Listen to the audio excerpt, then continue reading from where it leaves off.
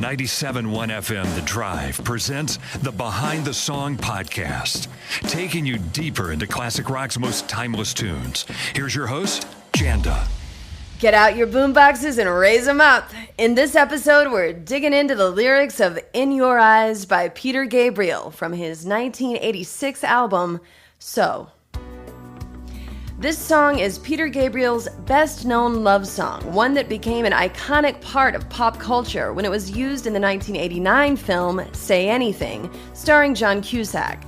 The film is a story about persevering for your first love, Cusack's character Lloyd Dobler pursuing the seemingly unattainable Diane Court, played by Ione Skye, who surprisingly returns his affection, much to her father's dismay.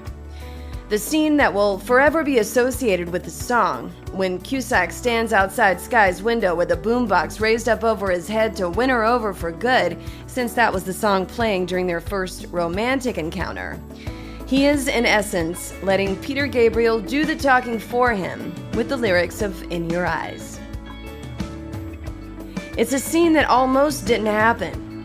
Cameron Crowe, who directed the film, had originally wanted to use Billy Idol's Got to Be a Lover in this scene, and they tried that, but it just didn't work. So, while on his way to work on the movie, Crowe happened to be listening back to a mixtape that was played at his wedding to Heart guitarist Nancy Wilson. The two had gotten married shortly after the So album was released, and when Crowe heard the song again on the mixtape, which incidentally was named the legendary I Do tape, he knew he had found the right song for his famous scene. He raced to the editing room and played the song over the scene, and it all clicked. The look on Cusack's face matched the sentiment of the song exactly. Frantic to get the rights to use the song, he rang up David Geffen, head of the record label Gabriel was on, and pleaded with him to be able to use it. Geffen said he couldn't make any promises because Gabriel wasn't usually keen to allow his music in films at the time, but that he would put in a good word. So Cameron Crowe waited. Unbeknownst to him, he had an advocate, the actress Rosanna Arquette, who Gabriel was dating at the time, and as it so happens, was the person he actually wrote In Your Eyes for. She got in his ear and told him he should consider allowing Crowe to use the song in his new movie. Gabriel finally said that he would consider it and asked to see a screener of the film in order to make his final decision. Crowe was given a time to call Gabriel to hear his thoughts on it, and when he did, Gabriel very nicely turned him down.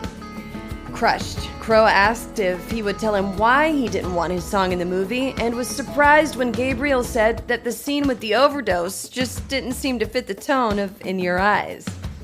Bewildered, Crowe explained that there wasn't an overdose in the scene he was referring to which Gabriel exclaimed, "You're making the John Belushi movie, right?" Finally realizing there had been a mix-up, Crowe said no, he was making a coming-of-age love story. As it turns out, Gabriel had also been sent the movie Wired, starring Michael Chiklis, to view in consideration of a request to use In Your Eyes in that movie. The two laughed when they figured it out, and when Gabriel finally saw the screener of Say Anything, he agreed to let Crowe put the song in the scene, albeit to the tune of about $200,000 for clearance fees, given the song's popularity. The producers and Crowe obliged. And no, the film Wired didn't have such luck. It's no wonder Crowe wanted the song so badly. There's a wistful tension in the song that anyone who's ever been in love understands. A sweet dependence on the person who you feel completes you, totally gets you. And like in Say Anything, a person who you feel is your destiny, no matter the odds. In Your Eyes starts like this. Love, I get so lost sometimes. Days pass and this emptiness fills my heart. When I want to run away, I drive off in my car. But whichever way I go, I come back to the place you are. Gabriel has said that this song has a dual meaning. The love between a man and a woman, and the connection between a person and God. a kind of relationship with something greater than the sum of the man alone. The song continues.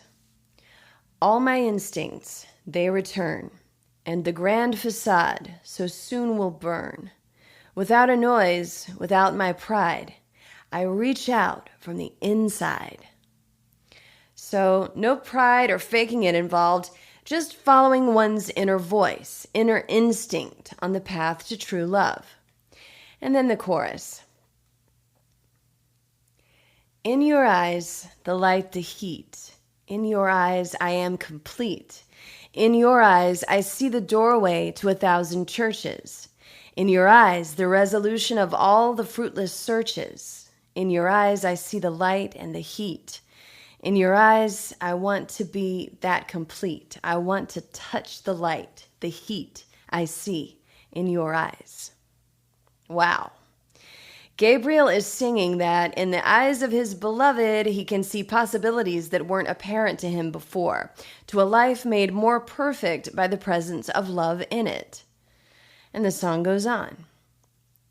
Love, I don't like to see so much pain, so much wasted, and this moment keeps slipping away. I get so tired of working so hard for our survival. I look to the time with you to keep me awake and alive. And all my instincts, they return, and the grand facade so soon will burn. Without a noise, without my pride, I reach out from the inside. He's saying something anyone who has ever been committed to someone knows. We work, we go about our daily duties, and if we're lucky, we share our lives with someone who lifts our spirits, makes us feel like there's a reason we're here, day in and day out. It's not hard to see what Gabriel meant when he said this song could also have a religious meaning. In being selfless, we surrender to that which comforts us. The chorus repeats, and we hear the singing of Senegalese artist Youssou N'Dour in the background, as Peter Gabriel repeats the lyrics, in your eyes. N'Dour is singing in his native language, and in fact, the idea that the song could be about the similarities between love for a person and love for God was inspired by a tradition to compare the two kinds of love in many African songs. And Gabriel is, of course, a huge proponent of world music. He co-founded the WOMAD World Music and Arts Festival in 1980, and his record label, Real World, which he started in 1989, promotes the work of musicians from across the globe. When So was released, his fifth solo album, it became an instant sensation, selling over 5 million copies in the US alone. It was Gabriel's most accessible album since leaving Genesis in 1975 and going solo. And the song In Your Eyes had a lot to do with that. Interestingly, when the album came out, it was the first song on side 2, placed there because the bass was so heavy on the song that it had to be there in order for the needle to vibrate throughout the rest of the album side. When it was later released on CD, this wasn't an issue, and Gabriel placed it where he wanted it to be to begin with, as the last track on the album, its closer. For such a beautiful song to be inspired by his relationship with Rosanna Arquette, it's sad that their love didn't last. The two went through a very public and painful breakup, finally calling it quits in the early 90s. You can hear the echoes of this heartbreak in Gabriel's 6th album, Us, the follow-up to So. And he remains somewhat amazed at the stamp the song left on people as a result of being a key part of the movie Say Anything. He says he discussed it with John Cusack and admits that they're, quote, sort of trapped together in a minuscule moment of contemporary culture. And he's right about that, because if you've ever seen the movie, you know that there's no way Ione Skye was going to turn her back on John Cusack once that boombox went up into the air and In Your Eyes started playing. Its lyrics telling her everything she needed to know about his intentions and his love for her. It's one of the greatest love songs of all time. Cusack's character wears his heart on his sleeve through its lyrics. And those lyrics say what we might only wish we could to someone we love. I'm Janda, and this has been Behind the Song. Special thanks to Janda Lane for sound design and engineering. On the way, episodes on songs by the Doobie Brothers, Rush, and more classic rock and roll. Put the power of podcasting to work for your business. You can be part of Behind the Song and reach potential customers inside every episode. To advertise your product or service by sponsoring Behind the Song, send an email to podcast@hubbardradio.com now.